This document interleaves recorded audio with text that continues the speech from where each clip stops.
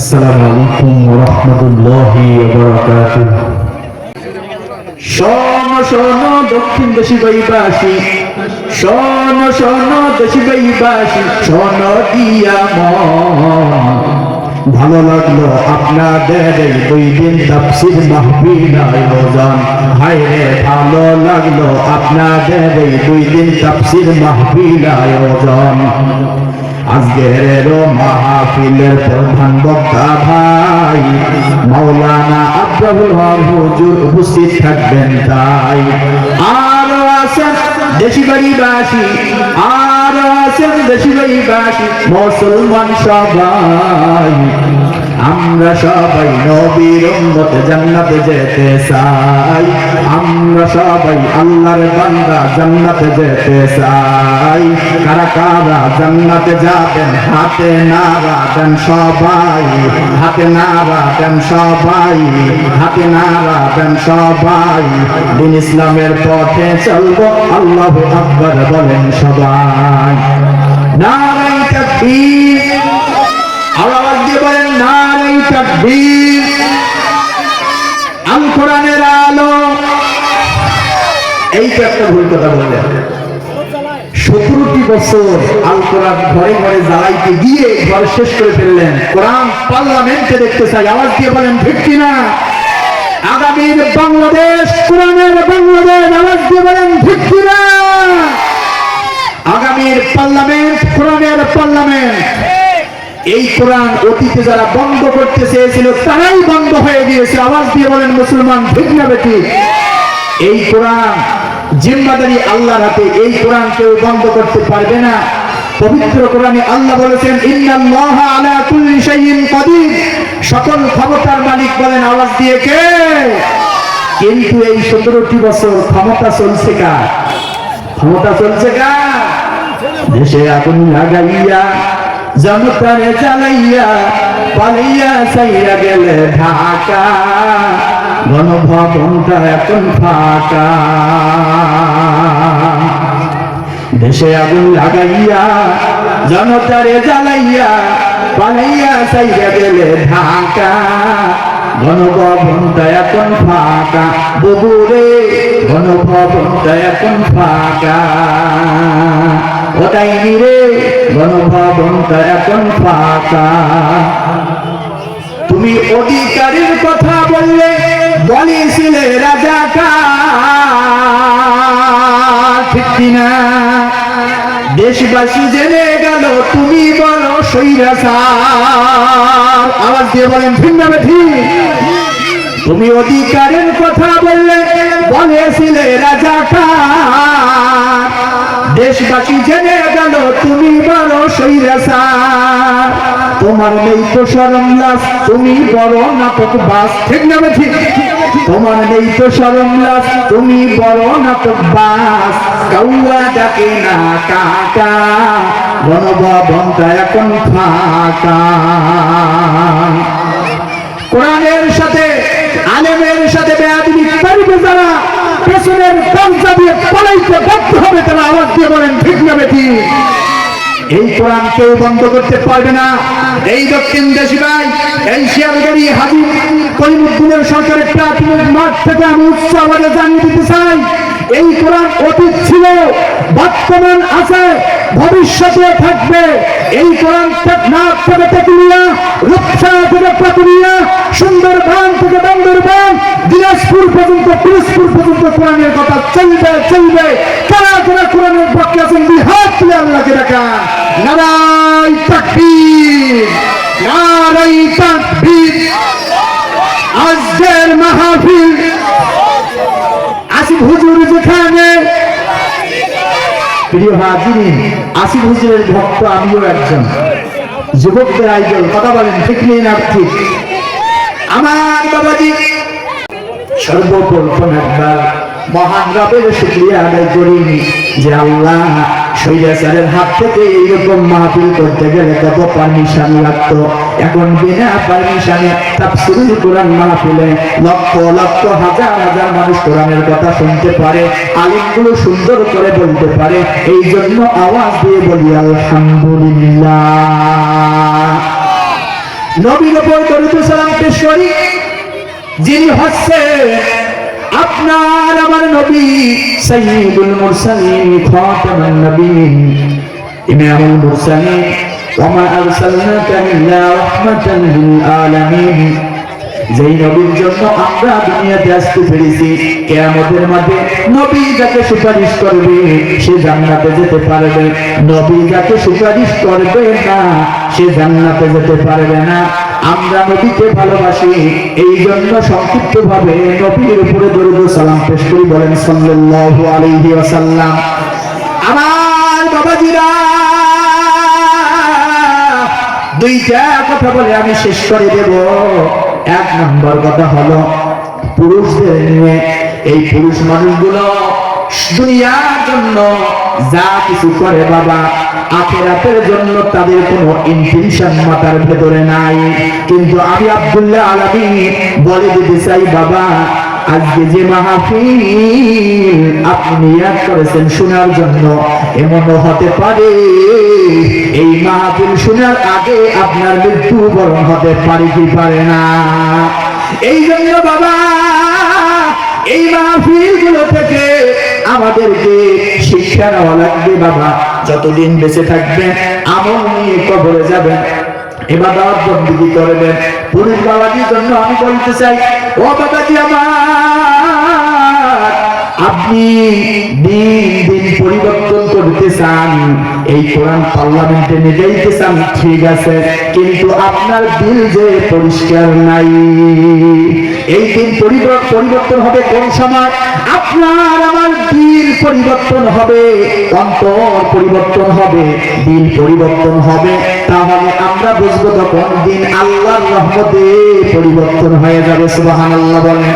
আমার প্রিয় বাবাজিরা, ওই জন্য বলি যতদিন বেঁচে থাকবে আপনি কেমন মানুষ, ও দক্ষিণ দেশি ভাই, পূর্ব পাড়ার মানুষগুলো, আমি তো আপনাদের সন্তানের মতো, যুবক ভাইদের ভাইয়ের মতো বয়সী, হাত ধরে পা ধরে বলে যাই, এই দুনিয়ার মধ্যে যতদিন বেঁচে থাকবেন বাবা, জুমার নামাজ শুধু পড়লে হবে না, 5 ওয়াক্ত নামাজ পড়ার দরকার আছে না নাই?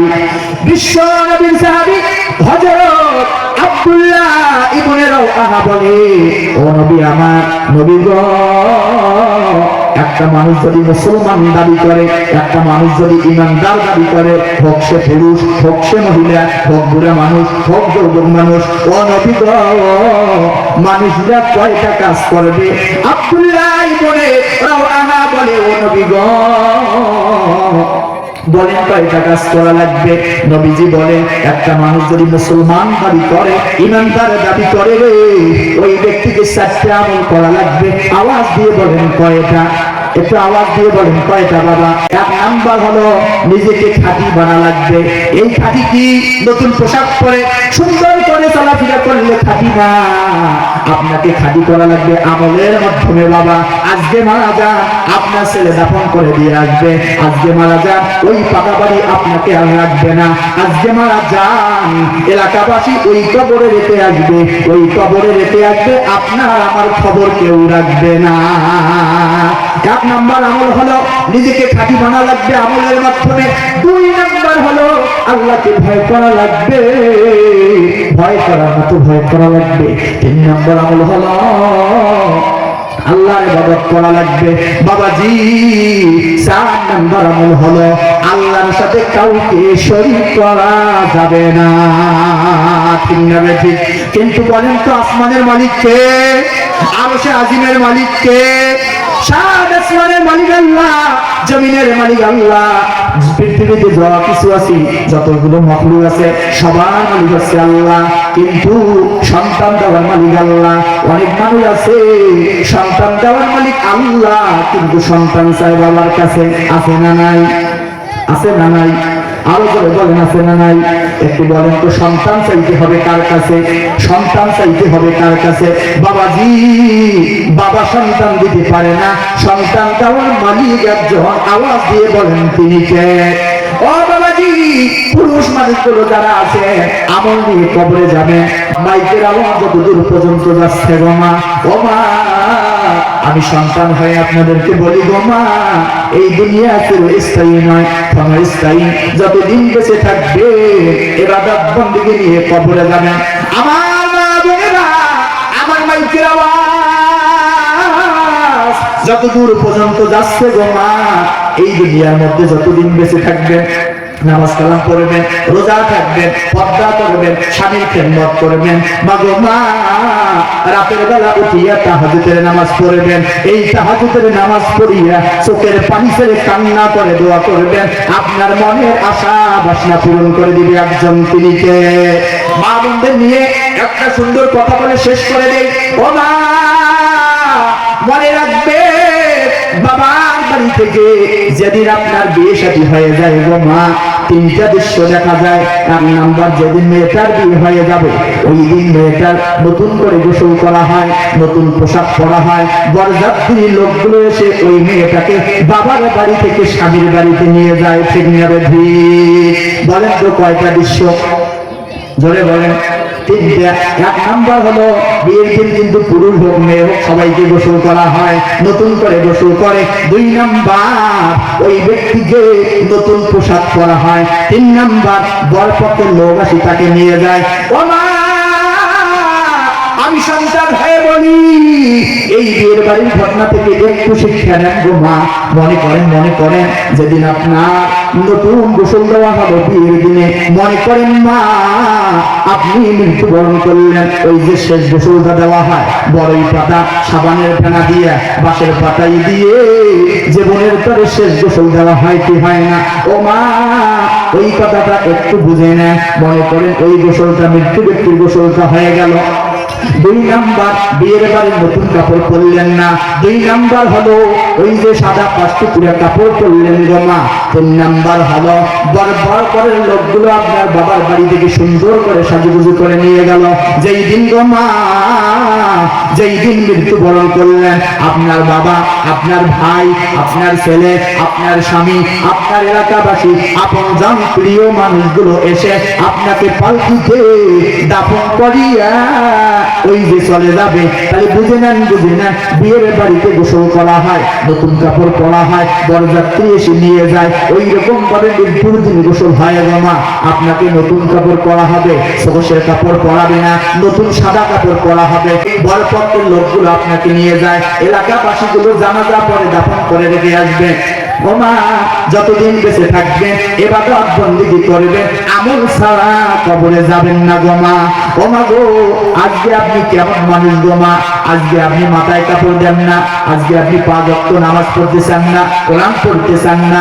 ও মা, ওই জন্য আমি সন্তান হয়ে বলি, যতদিন বেঁচে থাকবেন স্বামীর জন্য, সন্তানের জন্য, সংসারের জন্য জীবন নষ্ট করে দিবেন না।